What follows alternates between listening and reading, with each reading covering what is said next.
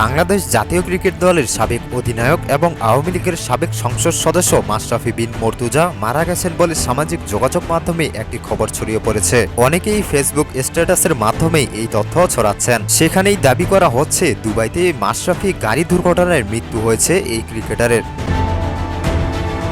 তবে বাংলাদেশের স্বাধীন ফ্যাক্ট চেকার রিউমার স্ক্যানার জানিয়েছে মাশরাফি মারা যাওয়ার দাবিটি সঠিক নয়, বরং কোনো নির্ভরযোগ্য তথ্য প্রমাণ ছাড়াই ভুয়া দাবিটি প্রচার করা হয়েছে। এ বিষয়ে অনুসন্ধানে দেশীয় ও আন্তর্জাতিক কোনো সংবাদ মাধ্যম কিংবা সংশ্লিষ্ট নির্ভরযোগ্য কোনো সূত্রে মাশরাফি দুবাই অবস্থান বা তার মৃত্যুর দাবি সংক্রান্ত কোনো তথ্য পায়নি রিউমার স্ক্যানার অনুসন্ধানী দল।